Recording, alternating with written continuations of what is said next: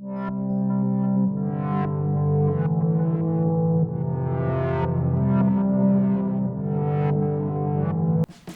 going on, everybody? I'm Professor Parks, and today I'm going to tell you what happened to me. I guess it would start with me and my buddy Miguel. We were working night shift, and we wanted to go for a fishing trip with a couple friends. So we ended up packing up, going up north. It was probably about 4 in the morning. We arrived there, pitched tents, and immediately started drinking some beers, waiting for our friends to show up once they were done work. They showed up. We were having a good time, fishing, drinking beers, hanging out by the fire, and I wasn't really feeling the greatest, but I didn't think anything of it. I went to bed, woke up the next day in my tent, and my legs were killing me. My legs, it felt like somebody was pushing down on my legs with like the greatest force ever, and my shoulders were burning. And I just kind of waved it off and kept drinking. It was a long weekend. It was the August long weekend, 2017, and what were we doing? We were sitting by the fire, and the burning in my legs got really intense. It was really bad, to the point where I just had to go to bed. And when I woke up that Sunday morning, when I woke up that Sunday morning, I was puking. I was sick. I was like almost to tears with the amount of pain. It felt like my legs were on fire. And I asked my friend to drive me to the hospital, and the nearest hospital where we were, seeing as we were up north, was probably the size of my apartment. It was so tiny, out in Huntsville area in Ontario, Canada. And they took some blood work. They figured, you know what, buddy, you've been partying a little bit too hard. Maybe you take it easy. You go home. So I called my girlfriend at the time. She came pick me up with a buddy, and they took me home, and I went to bed. The next day the pain persisted. I couldn't do anything about it. So it took me to the local hospital in my area, the Oakville Trafalgar Hospital, and they did sort of the same thing Huntsville did. They took some blood work. They made me wait for 6 hours plus on end, and it was bad. The pain was so bad that on our way to Oakville Trafalgar Hospital, I needed to puke, and I couldn't roll down the window fast enough, and I opened the door to go throw up at the door, and I fell out of the car, rolled, and was just laying there on the pavement. Couldn't move my legs. I was puking. My best friend came over, picked me up, and him and my girlfriend at the time put me back in the car, rushed me to Oakville Trafalgar Hospital. That's what it should be called. So before Oakville Trafalgar sent me home, they gave me a bunch of pain medication. I believe it was just T3s or something. Sent me home, and I, for the next 2 days, I was getting worse. My pain was so bad in my legs, it literally was like I was just being dipped in acid, and the persisting pushing down on my shoulders and my legs was getting worse. It just felt like every hour the weights were getting heavier and heavier and heavier, and the pain was getting worse and worse and worse. And I don't really remember too much because it was such a crazy time, and I guess I was taking these pain medication like crazy, like M&Ms, trying to get the pain to stop. And my roommate and my ex said that I really needed to go to the hospital, so I called a friend of mine to come pick me up in the morning, and or I texted him to come pick me up in the morning. And I guess the story was, when he came to pick me up, this is where things got really crazy. When he came to pick me up, I was just sitting on the floor with my arms on the couch, on the seat of the couch, so my legs spread out on the floor, completely naked, with a pillow over my lap, and came in the back door. I said, "Hey, Miguel, how's it going?" He said, "Are you good? Like, I thought you just texted me to come pick you up to go to the hospital." I said, "Yeah, sure, but my legs can't work, buddy." At the point I had, I had released everything, you could say. My bowel and bladder stopped working. My legs stopped working. I was in a state of psychosis. And Miguel was freaking out. He didn't know what to do. He went to the nearest Shoppers Drug Mart. He got a pair of crutches, came back quickly, Said, here, buddy, use your crutches. I said, Miguel, both my legs don't work, man. How are we supposed to get me up with these crutches? So regardless, we tried. Got those bad boys underneath my arms. I think we got me up for about 2 seconds, and then back there I go. So he ended up going down, and he rented a wheelchair for me. This is all like at like 9:30, 10 in the morning. My roommate's sleeping upstairs, doesn't know what's going on. He can't hear us down there.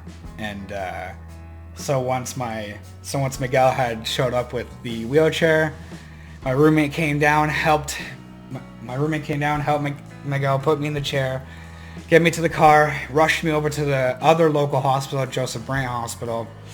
At that point, Miguel dropped me off at the emergency where my girlfriend at the time met me there. Miguel went home, and I guess, like I said, I was totally in the state of psychosis. Don't remember much, but apparently I was just sitting in the waiting area, like freaking out.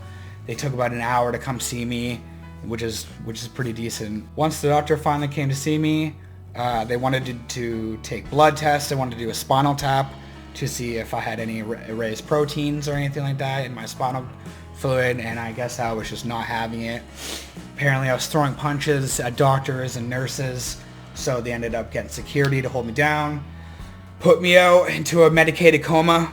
I ended up being in that medicated coma for about 4 or 5 days before they took me out of it. I had a breathing tube, a feeding tube, I had the works.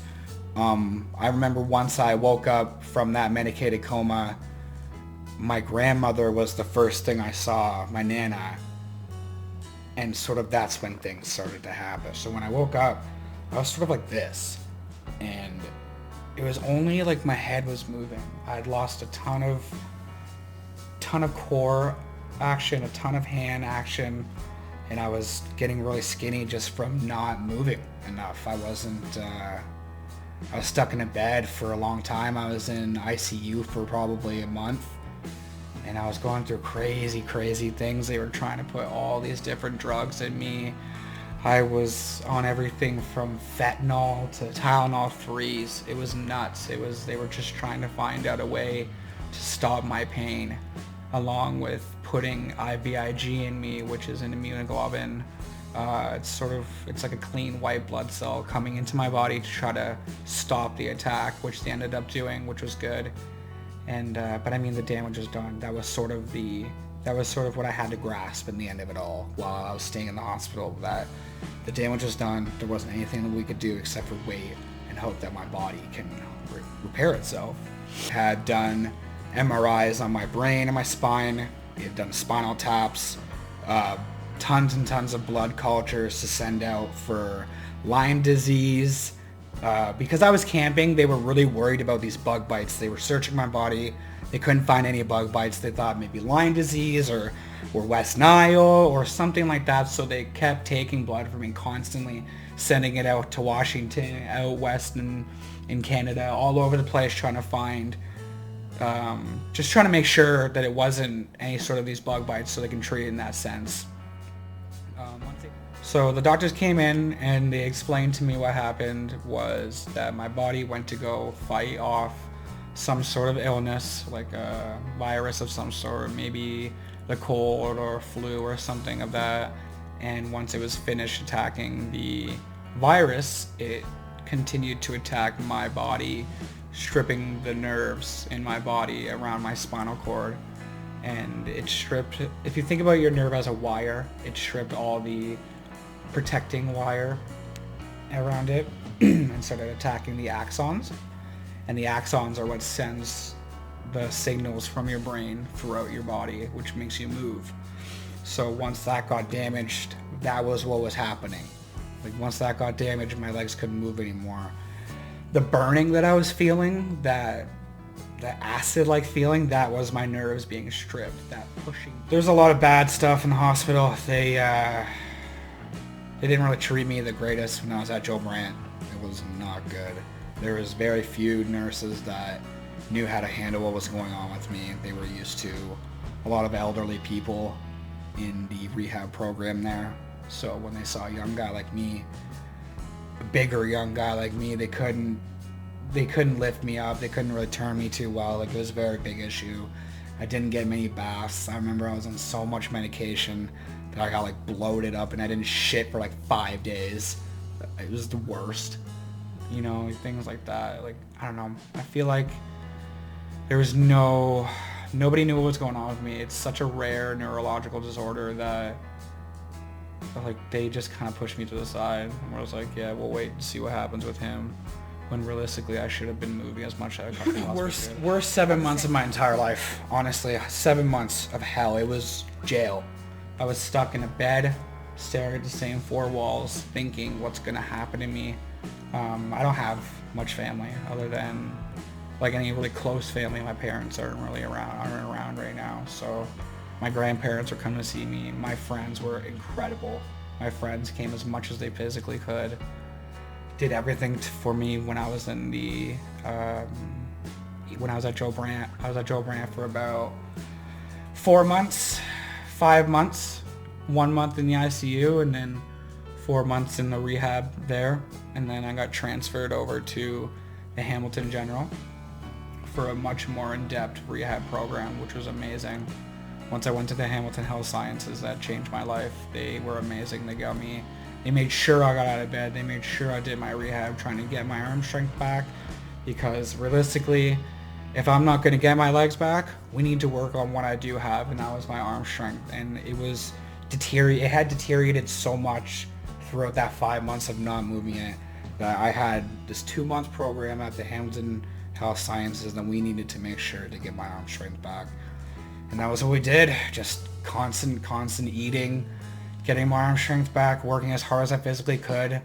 And then when I got out of the Hamilton Health Science inpatient rehab, I ended up staying in the outpatient rehab, which was, about 3 to 4 days a week of pool therapy, of